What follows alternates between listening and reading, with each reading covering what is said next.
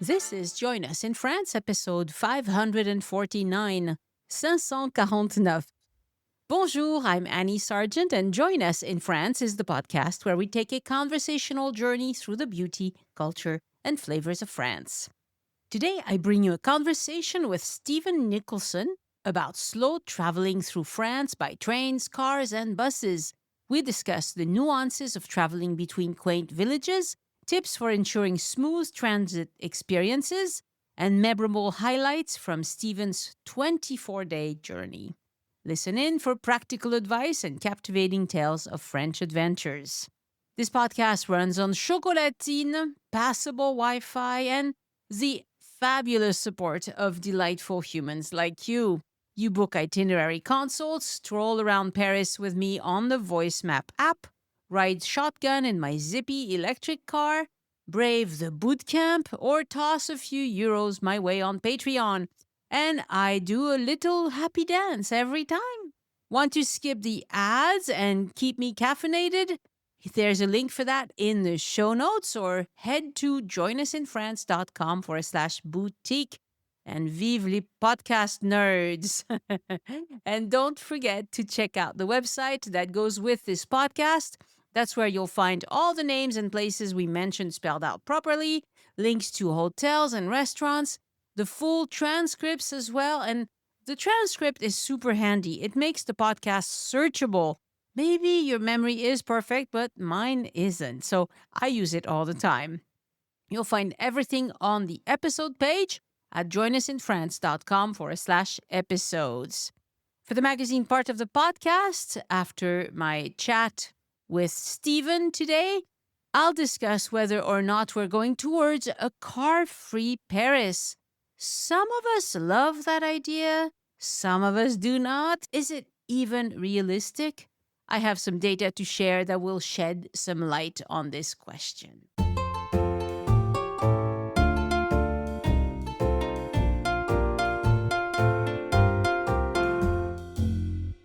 Bonjour, Stephen Nicholson, and welcome to Join Us in France. Bonjour, Annie. Thanks for having me. Wonderful to talk to you. So you had a very nice leisurely trip to France. You balanced trains, cars, you stayed in small places. How long did you stay? So we were in France for 24 days. That's very nice. And it was your first time in France, wasn't it? First extended trip, I was there for a few days in college, but that was a long time ago. Yes, yes. So you jumped right in, 24 days for a first trip. That's brave, isn't it? Well, my family's from England, and we typically go over there for 3 weeks at least. And we've taken trips to Italy and to Europe, and we like 3 weeks. It's long enough. You fully utilized the cost of your airfare and get immersed in it. So that was something we were used to. And it was just you and your wife on this trip, right? Yeah, we're retired now, so we have more flexibility to have longer trips. Yeah. You're young retirees. You don't look like... 67. All right, you just look young. That's great. All right, and your trip was around May 2024, right? Yeah, it was mid-April to mid-May. Okay, all right, very good. So you took a train directly from CDG to Avignon. I'd like to hear about that experience. What was it like? Did it work out? Not? Tell me about that. We arrived at the airport, and I had budgeted 3 hours of time from arrival to catching the train, just to be on the safe side. And it took about an hour to get from the airplane to the train station. So we had plenty of padding as far as time was concerned. We took the OuiGo, which is the lower cost version. And that was for 2 reasons. One was the cost, and one was also it just matched up better with the time that we wanted to leave the airport. Now, we bought the supplement to the ticket. The prices are low. You can pay the lower price and not have a seat reservation. But since we were traveling together, I paid the extra €9 for seat reservations. Right. And also, I wanted to make sure we were on the top level so we got a better view, even though we had a hard time staying awake. Yes. Now, the OuiGo does not have any catering on board. So we did buy some snacks to eat on the way, even though we had a chance to get a sandwich in the airport. But it was smooth. Yeah, finding the train was not difficult. No, no, and, you need to show your ticket to get on the platform. I didn't know that beforehand, but that seems to be standard for the high-speed trains. In the notes, I mentioned that I was a little worried about security of the luggage, but the fact that only ticketed passengers can get on and they're going a long distance, it's not like somebody getting on the RER from the airport to Paris and they just hop on and then get off the next stop. So I don't think people should have to worry about luggage. Yeah, it's really not an issue. On the RER, it is an issue because if you take the RER from the airport into the city and that train makes many stops along the way, you have several opportunities for some scumbag to hop in the train, grab somebody's backpack or somebody's suitcase. Usually it's the backpacks that they go for, and run out of the train. And the doors close and you're stuck. This does not happen with the express trains between the airport and Gare du Nord. So if you're going to do the RER, take the express one because it's less likely to be a problem for you. All right. We had originally talked about renting a car the entire time, but I definitely was glad I made the choice of taking the train just because it was so much easier and cost effective as well, especially when you could use WeGo. Right. So you used all three kinds of, you used WeGo, you used In we, Inouï, which is the more expensive, and then you use something called Classic. yeah, WeGo Classic. WeGo Classic, which we don't have in the Southwest, so I've never taken that. Yeah, that was in the latter part of the trip, and I can talk about that later. Yeah, we can talk about that a little later. Okay. So generally, I recommend people schedule 3 hours between the time they land and the time they take the train. And it's true that if all goes well, if your plane isn't late, if the delivery of your suitcase, but you were traveling with carry on, right? Yes. Right. So you didn't have to wait for delivery. But, if there are no delays at security, well, it's passport control when you exit. Some days passport control takes a long time, and sometimes it's really quick. And there's no way to plan that. Yeah, I would still do 3 hours. Even though I had a good experience this time, I was very lucky, so Yeah, yeah, yeah. I mean, it doesn't take much. Your plane's delayed and whatever. And especially if you get the WeGo tickets, they're not refundable usually. So, you'd have to buy a brand new ticket. So, yeah, take your time.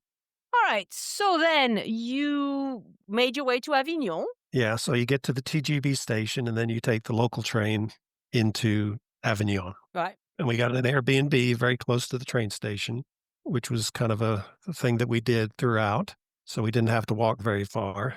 And then we used the local trains during our 4 days in Avignon to go to Arles, so that was very seamless. I bought the tickets the day of. We took the local bus to Saint-Rémy-de-Provence. Right. A regional bus. Yeah, and that was fine. You always wonder about where you buy tickets and how you deal with that, and it was pretty straightforward, at least there in Avignon. Yeah. Typically, the regional bus station is right by the train station. Most cities I don't remember this. I can't think of an exception except for Paris because it's giant and there are fewer regional. But in the rest of France, the regional bus station is right by the train station, and you just go there, buy a ticket, get on. For the most part, that's how it works. So it's pretty seamless. Yeah. Those were the 2 public transportations we used in Avignon, and then we rented a car at the TGV station, so we took the train out to the TGV station and rented a car there. One point that I was gonna bring up was that I was looking for prices, and prices change on rental cars. There's not one price all the time, so I made a reservation fairly early, which I thought was a pretty good price, and then I went back and looked later, which is dangerous because you might see a you might see a lower price and think, "Oh, I should have waited."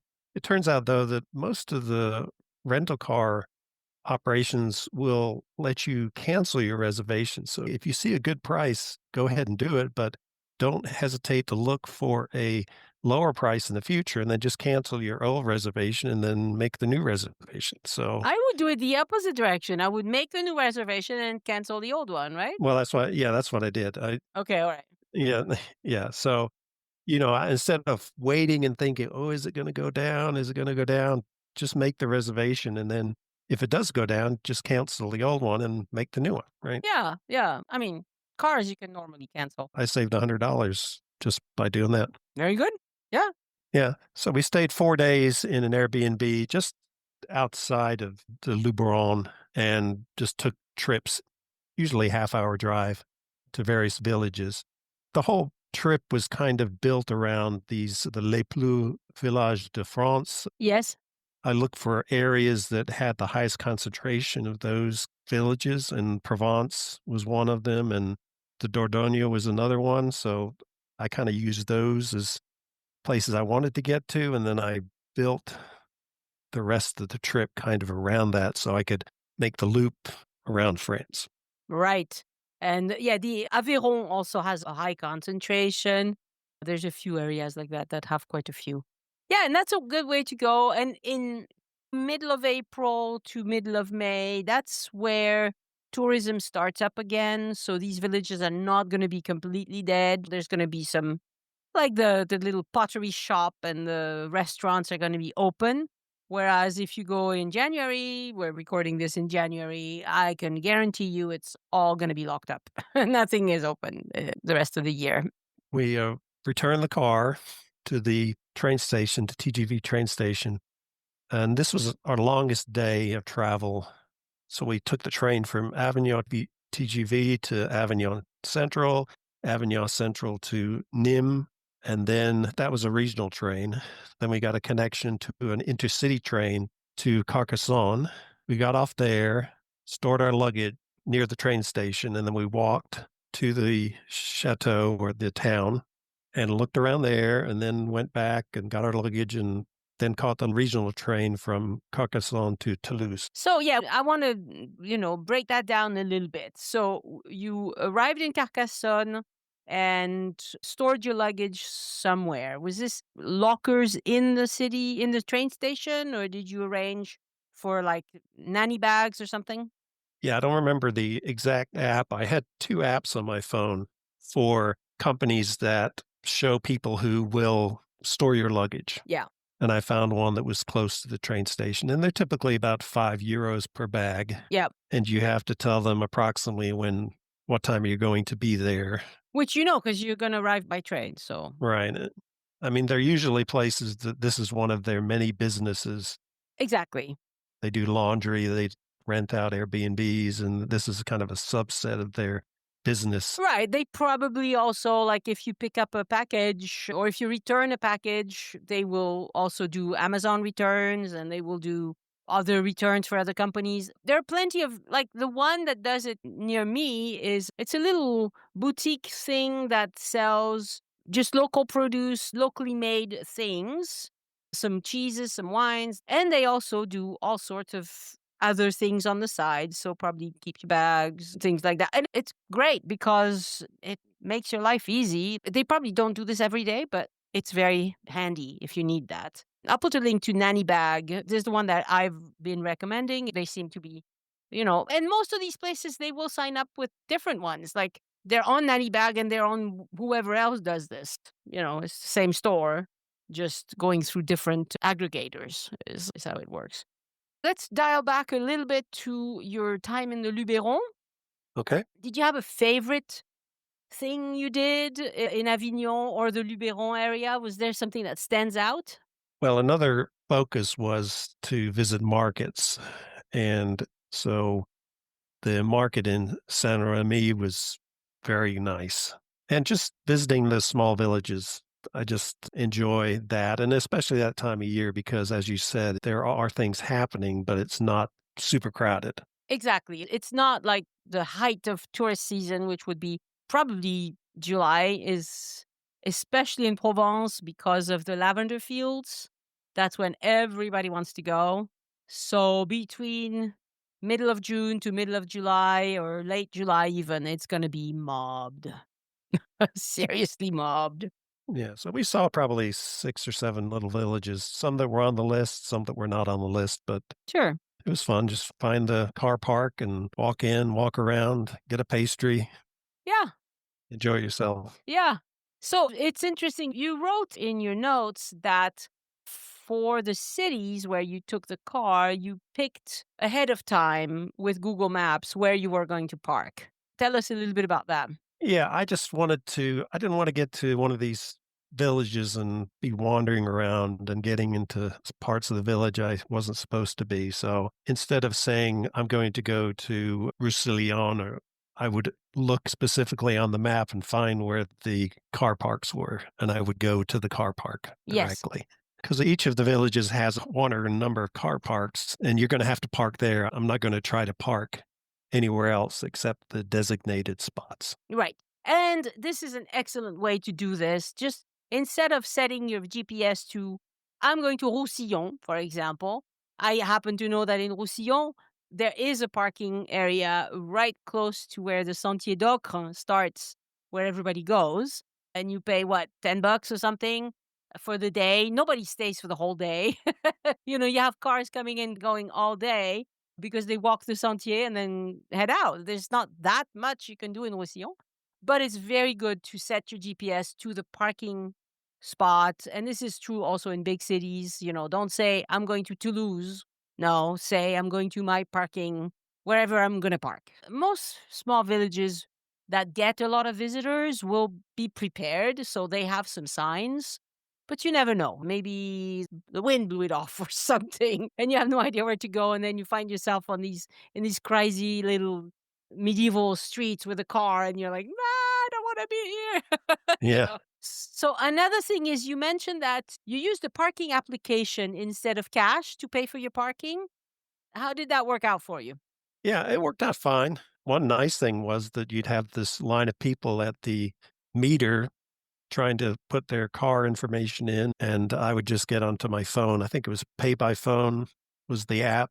In that particular area, I think they used one particular app, and you already had your car information in the app, so you basically just said, "I'm here," and how long do you wanna stay for? You're not trying to figure out what buttons to push and people behind you getting annoyed at you because you can't read the thing correctly, and so Yep, that can be a problem because if there's a long line, and I've even made mistakes. I use those horodateurs, is what they're called, the machines to pay for parking.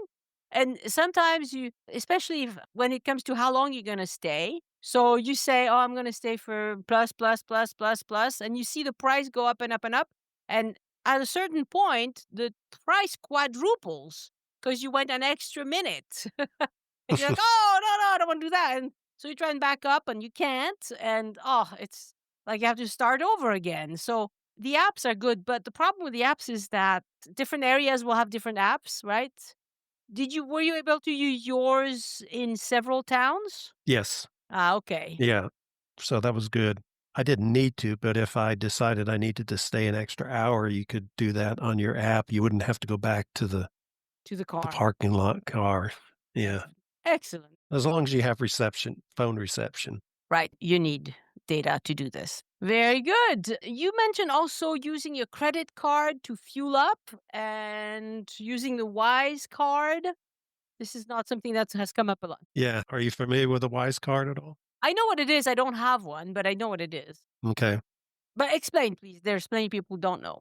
Yeah, so the Wise card is like a debit card, and you put money in your currency, so US dollars for me, and then you can convert it to euros. So it then has euros in your account.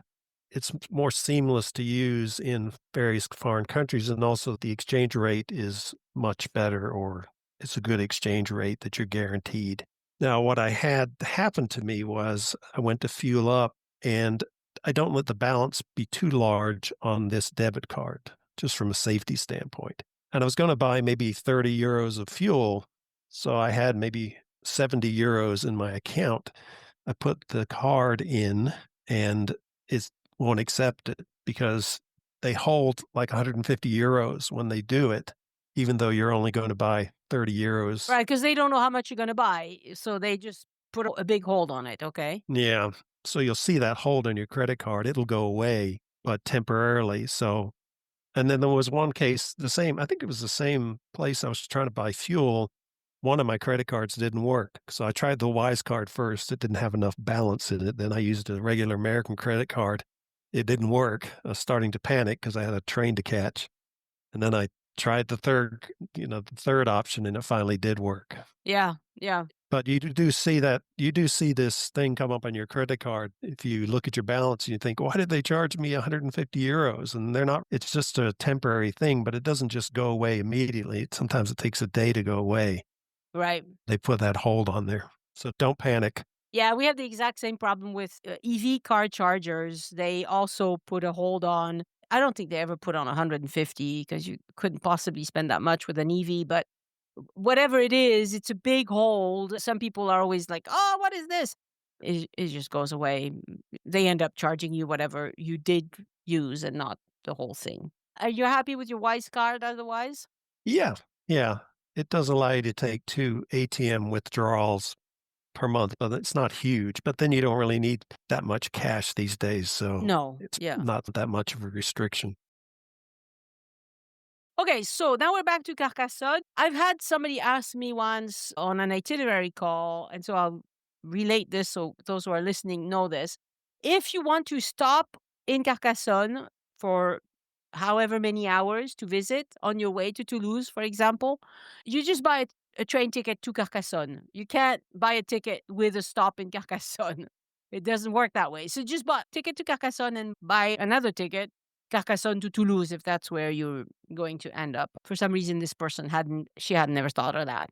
And Carcassonne, the train station is not right by where the medieval citadel is, but it's not very far. So you stored your luggage and then you hoofed it to the citadel? Yes, I did. It was interesting because I've followed Google Maps, and Google Maps led me onto this mud path. It had been raining that day, and it was an experience. I told my wife, "Okay, Google Maps says to go this way," and we go in there, and all of a sudden we've got an inch of mud on our shoes. And I said, "Oh, I think this is a bad idea." Yeah, So don't always trust Google Maps. It seems like it's a bad idea. It probably is a bad idea. yeah. Anyway, so yeah, we went to the Citadel. Now, because we had all that travel beforehand, we got there in the afternoon, and I think it may have been a weekend, but it was very busy. I think you said it was May 1st, actually. It was May Day. It was the day before May Day. Okay, it was the day before May Day. Oh, these are super busy weekends. Yes, I didn't have the best experience at Carcassonne just because it was so busy. It just seemed very touristy to me. Well, it is if you go on one of those long weekends. It really is because you have visitors, but you also have all the French families that have been saying, "Oh, we'll go to Carcassonne one of these days," and they all go because they have a long weekend. So why not go on their long weekend? And it's very, very busy. So yeah, I would avoid Carcassonne. The weekend around May 1st, the weekend around May 8th, Easter weekend would also be very, very busy. Mhm. The opposite thing is also true. If you go in the winter, if you go in January or February, well, you're better off going on the weekend because that's when there will be a few people. If you go on a Monday morning in February, you'll be the only one there. So it's just, Yeah, timing makes a big difference. it does. Yeah. All right. So you enjoyed Carcassonne, even though it was very busy. Yeah, it's beautiful, but it was very busy. Yeah. And then you made your way to Toulouse for 2 nights, right? 2 nights in Toulouse, yeah. So we took Elise's voice map tour, which was excellent. Oh, good. I think it's great. I'm always mentioning my own voice map tours because, but I think Elise does a great job and I wish she would do more of them. Yeah, I do also. And it was very interesting being in Toulouse on May Day. Yeah. Why? Well, we go out and there are all these police officers with machine guns, and we think, "What is going on here? Are we gonna be afraid for our life?" So we went and did the voice map tour, and it was a nasty day that day. It was raining. Ah, So we got through most of the tour, and then we decided we were gonna go back to the apartment, and we ran right into the march. They were marching in downtown. yeah. And so we're thinking, okay, how do we even get across? We had to go across the parade route and all the people with their banners. And it was just interesting to see their enthusiasm for that particular. It's different than Labor Day in the United States. Very much so. Yes. So Labor Day in the United States, you're gonna have floats and fun and whatever.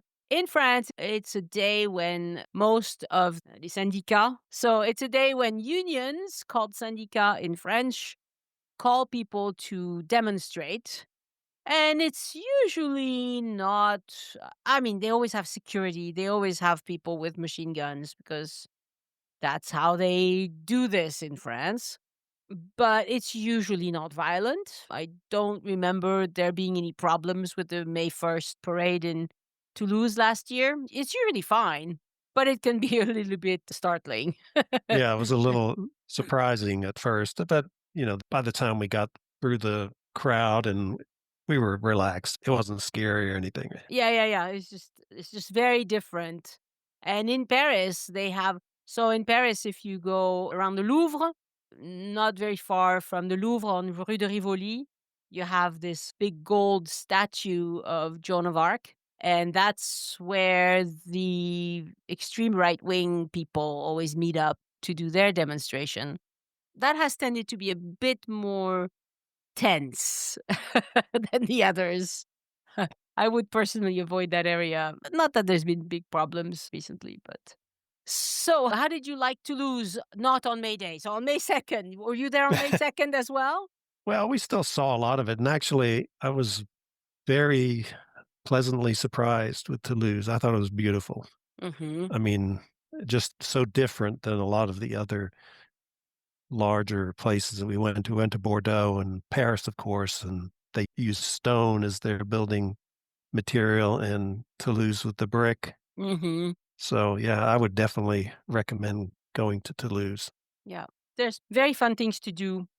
I mean, I wouldn't spend 2 weeks or whatever, but for 2 or 3 nights, there's plenty to do. Yeah. Mhm. And then if you spend longer, go to Carcassonne, go to Albi, go to Foix. You can have very nice day trips. We have a whole category on the website about day trips you can do from Toulouse. So plenty to do in here. Then you went to, let's see. You took a train to Cahors. Yeah, so that was interesting. Originally, we were gonna take the train we were gonna stay in Carcassonne for 2 nights, and then I decided to stay in Toulouse instead. Good. Good decision. And the ultimate goal was to get to the Dordogne, specifically Sarlat. There's a train to Sarlat, but once you get there, you still need a car. Yep. So we thought about getting a car in Bordeaux, but that's almost a 2.5 hour drive. So then I was searching for somewhere else to get a car. And Brive, Brive-la-Gaillarde. Yes. yeah, that's a big enough place that they did have rental cars. So I needed to get there, but we were trying to limit how much we did in a day. So I was looking for somewhere between Toulouse and Brive that we could stop. And so Cahors looked like a good place. It is a nice place. So we spent the night there. And I would recommend going there too. It was very pretty. The old part of the city there, there's some houses that have been stuccoed, but it seems like a lot of people are taking the stucco off, and then you have the more original brick and timber construction, and so it's very pretty. Yeah, so you have half timbered houses that in the 50s, they were noticing that they were degrading quickly. And so they said, well, let's just stucco over all of that. And so you ended up with medieval houses covered with stucco.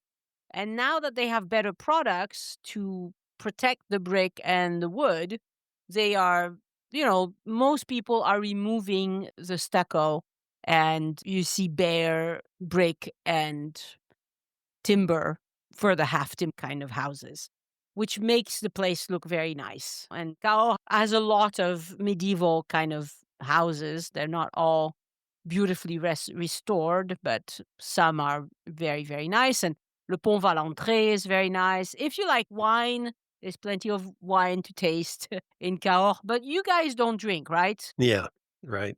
And how is that, not drinking in France? Well, We don't eat out a huge amount either. We tend to bring stuff in from the supermarkets or the markets and cook it in our Airbnb. We do eat out at lunch sometimes, so it's not like we're out all the time and worrying about looking odd because we're not getting any wine. Yeah. Nobody cares. I mean, honestly, I was out at lunch today with my husband. A cute little restaurant in a small village near us, full of people. I think one table had wine on it. Everybody else was drinking water, soda, you know. French people drink less and less wine, especially at lunch. Now anymore it's unusual. Oh, there was some people drinking a beer. Yeah, there was some guys drinking a beer. A little drink beer. Yeah, I'm like, "Oh, maybe I'll drink a beer." "No, I don't want a beer." So I just but yeah, so that happens too. Yeah, so we left the next morning to go to Brive and rent the car, which was interesting because there wasn't a rental counter in the train station. They must have some arrangement where the rental agent brings the information, leaves it at the train information counter. So we went there, and the person that it wasn't a employee of the rental car agency, and we got our key and the documentation, and then the car was parked in the parking lot at the train station. But that did require us sending our license and our passport to the rental agency. Ahead of time. Yeah, they sent me a WhatsApp message saying, "Can you provide this information for us?" Which, again, I didn't expect that, but they worked out fine, took pictures of our documents and told them when we were gonna be there and rented the car and brought it back and handed it back in, so it worked. Yeah, yeah. I mean, Brive-la-Gaillarde is not a touristy place at all. So it might have been a better idea to rent from Cahors, because Cahors gets more visitors. But I have never tried to rent a car in either town, so I don't know. If I had advised you, I would have told you to rent a car in Toulouse and drop it off in Bordeaux, probably. That would have been my advice because you save yourself a lot of there's a lot more choice for car rentals in big cities like Bordeaux and Toulouse. Yeah, there was only one particular brand, there weren't more than one. And one thing that you run into as well is that French supermarkets rent cars and vans, but these are for people who live in France. I have never heard of anybody who doesn't have a French address, a French electrical bill or water bill or something, proof of residency, to be able to rent a vehicle from Leclerc or Auchan or Carrefour or places like that. But French people, French residents can rent. I mean, several times I've rented moving vans from them. If you're moving a big piece of furniture, it's like the U-Haul, like that sort of thing, except that it's always attached to a big grocery store. And they also have smaller cars, but I don't think they would rent them to people who are not residents in France. For people who are not residents, you have to go through Hertz or Six or Avis or, one of the big ones like that. And Sixt is quite big in France. I'm not sure if they are very big in the US, but They are not. I did not use them just because I wasn't familiar with them. I used Hertz and Avis. right, right. But that's fine. So then you spent a few days in the Dordogne. Yeah, so it was a pleasant drive from the train station to Sarlat, and we specifically arranged that we'd be there on a Saturday, which is big market day, and our Airbnb was right along the main thoroughfare in the old part of the city. That was nice, just walking out the door, wandering through the market, buying some foie gras and some baguettes and some goat cheese and taking it back and having it for lunch. Yeah. And then we did a couple of day trips well, actually from the train station, rather than going straight to the Airbnb, which we couldn't get into, we visited Rocamadour and Martel, which are both on that list of most beautiful villages. Yeah. And then one of the other days, we went to Dôme and Gajac. And then another day, we went to the Chateau Milande. Yeah. Château des Milandes with Josephine Baker. Right. And they also have a Raptors show, which is really Yeah, I love the bird show. Yeah, the bird show Yeah, the bird show is great. and the Chateau Benac. Yes, the Chateau de Benac, beautiful. Yeah, I love that. I like medieval history. So, yeah, we spent 4 days in Sarlat and then returned the car and took the regional train into Bordeaux. So you returned the car in Brive, same place you picked it up. Yep. Yes, same place. Yep, And then took the regional train to Bordeaux, which is easy peasy. yep. Got an Airbnb by the train station again and then used the trams to get into the main part of the city. We did a walking tour, audio walking tour there as well. Was it a voice map or somebody else? It was a voice map, but it wasn't. One of us. Yeah, yeah. Yeah, what do you need to do a one for Bordeaux? Yeah, was it okay though? Was it It was interesting? okay, but it wasn't as good as you and Elise. Yeah, we put in a lot of time to our voice map tours, and other people they just let's do something. Yeah. Yeah, so Bordeaux was very different than Toulouse, but still nice. Very Yes, nice. yeah, Bordeaux is a beautiful town. It's just the feeling is very different. It's just not. It had more English for a long time. We didn't have that in Toulouse. Yeah, I guess it was also a lot of the old parts were torn down and then kind of rebuilt in this style. So that was good. We did not go to the wine museum because we don't like wine, but, Right, uh, that's a good reason not to go. I mean, honestly, if you don't like wine, why? yeah, we had thought of originally skipping Bordeaux and just going directly to tours, but I thought, "Oh, it'd be nice to see something different." And it wasn't very easy to get. It was easier to go to Bordeaux, spend the night. Again, make it more relaxing. I didn't wanna have a 6-hour day of changing trains, so that was Yes, yes. Brive to Tours would be complicated. I'm sure you yeah. can do it if you are bent on not having a good day. Yeah, much easier to go to Bordeaux and then directly. Yeah, and then we took this was our Inouï trip, and we decided to go first class because it wasn't that much more expensive than second class when we bought the tickets, so we splurged. So is now a good time to tell me the differences between all these types of trains? Is it worth the extra money or well, same? I mean, if I had the option of saving money, I would take advantage of it, but that's just me. Yeah. I mean, it's not like some people might think, "Oh, I don't wanna ride with the riffraff in the lower cost." Is it really riffraff though, or was it just regular people? No, it's not. Yeah, It's no. just regular people. I would have no problem doing that. It was fun going in first class. I mean, if it's not that much more expensive.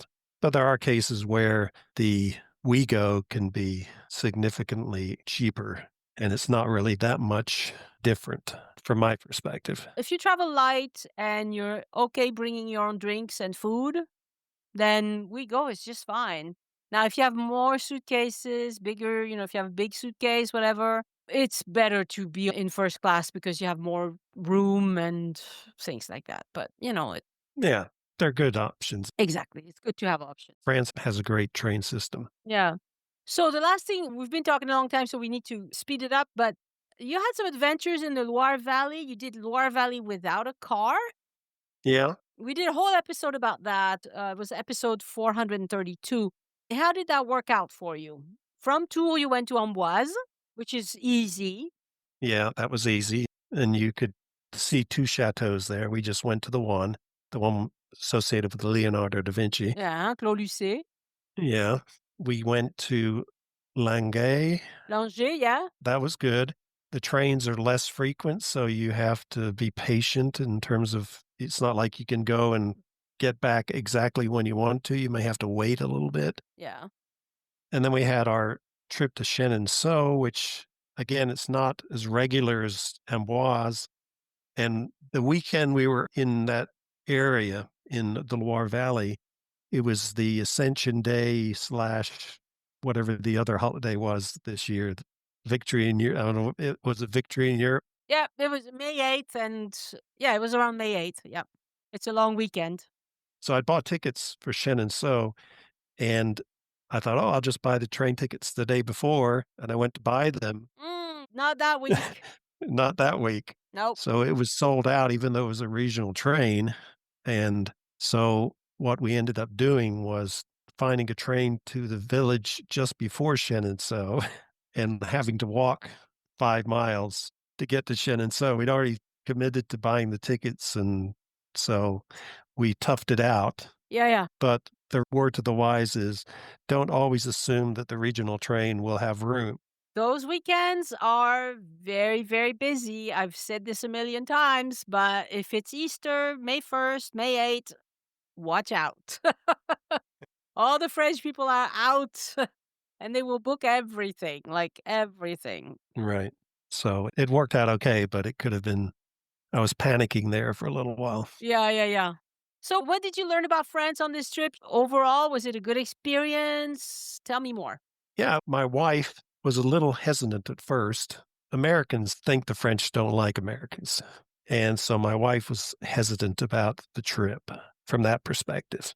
But we've taken trips to many other countries. So this was not our first time traveling. So we have experience around the world. And my wife said this was the best trip that we've been on. So it was a combination of the food, even though we didn't eat out a lot, just the food in general that we've bought in markets, the pastries, the friendliness of the people, especially going in and to shop, making sure you say bonjour, and that goes a long way. And people are very nice. So as a consequence, we are coming back again this year. Wonderful. Yeah. So we're going to spend another 3 weeks. So obviously we had a great time. And we're going to spend a lot of the time down in your direction in Albi and in Narbonne. Oh, nice. Yeah. Nice. There's an So, episode coming about Béziers that you want to hear, that you want to okay. Yeah. listen We planned to. on going there. Yeah. So that'd be great. Yeah. Wonderful. And you don't even speak very good I mean, you can pronounce French, so you probably speak a little bit. Yeah. I've used Duolingo and I'm using Babbel this time to try to learn it. I can read it well. I can speak it okay. I have the hardest time understanding people speaking. Right, right. But even if you're not very good at French, people are friendly to you, right? I mean, it's Oh, yeah. Yeah. We only had a few cases where they couldn't speak some English. But even then, I knew enough French that I could communicate. I could say, je parle un peu français, so. perfect. Very good. Well, Stephen, thank you so much for talking to me about your trip. You shared some very interesting stuff, a lot of warning to people to do this, do that, don't do that. So that's very helpful for future travelers. Thank you so much, and I wish you another wonderful trip in France. Okay. Thank you. Merci beaucoup. Au revoir. Au revoir.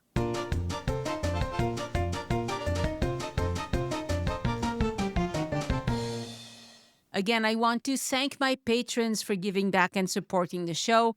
Patrons get several exclusive rewards for doing that. You can see them at patreon.com/join us. A special shout out this week to my new Join Us in France champions, Jude and Liz G. And thank you, Cherie Noel, for updating your pledge up to Groupie du podcast. Would you join them too? You can do it for as little as $3 a month, but if you can afford it, I would love to have you pledge more so you can have access to more rewards. Go to patreon.com/join us. That's Patreon, join us, no spaces or dashes.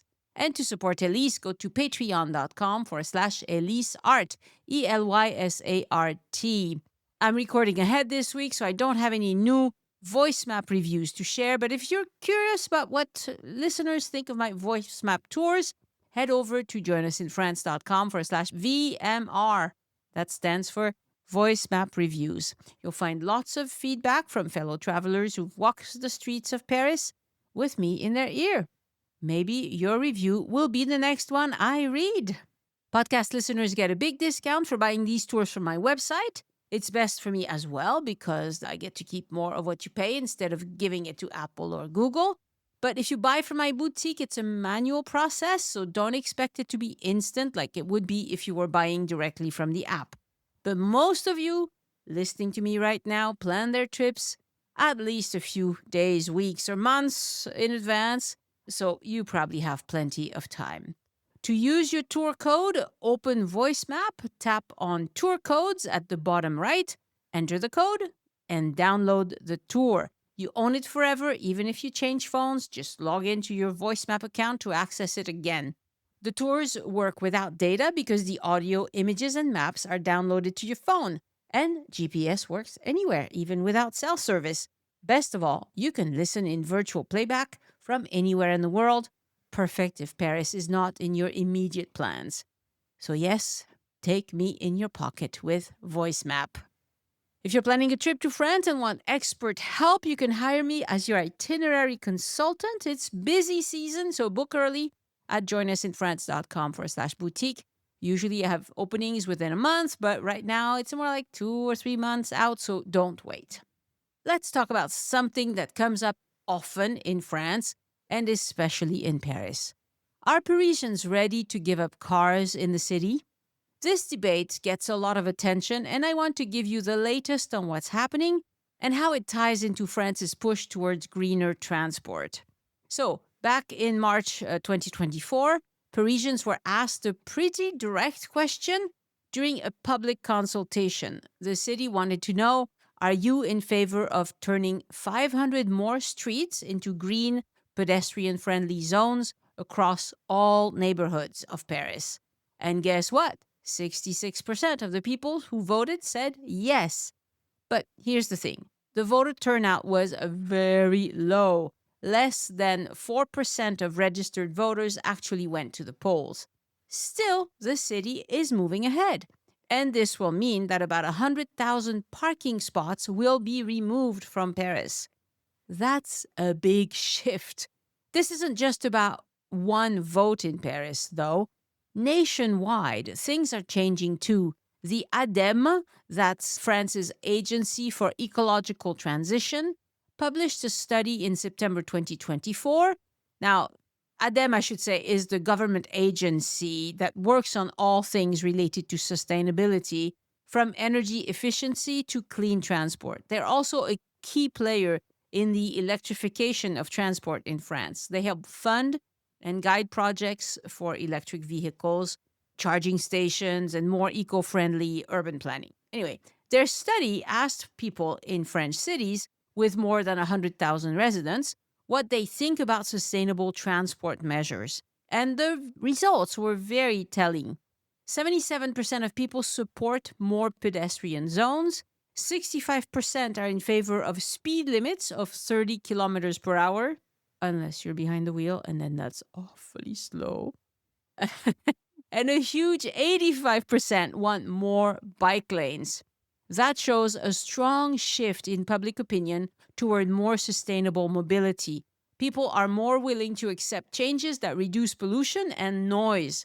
Of course, not everyone agrees. Some elected officials and drivers' rights groups still push back against these changes, worried about access and convenience. But overall, it's clear that more and more people in France, not just Parisians, are open to rethinking how we use cars in cities and how we can move toward a cleaner, quieter, and greener future. If you have noticed these changes in your travels in France or have thoughts about car-free city life, I'd love to hear from you, perhaps on Facebook or perhaps as a patron. My thanks to podcast editors Anne and Christian Codovan, who produced the transcripts. And get ready for an incredible journey on our next episode of Join Us in France. I'll be chatting with Rowena Svojal as she takes us through her adventurous hike along the Chemin du Puy and the Célé Valley. These are all on the Camino, right? She shares memorable encounters, tackling rain-soaked trails and breathtaking landscapes. You won't want to miss her captivating story. We also talk about planning, perseverance, and the joy of exploring France on foot. Thank you so much for listening, and I hope you join me next time so we can look around France together. Au revoir. The Join Us in France travel podcast is written, hosted, and produced by Annie Sargent and copyright 2025 by Addicted to France. It is released under a Creative Commons Attribution, Non-Commercial, No Derivatives license.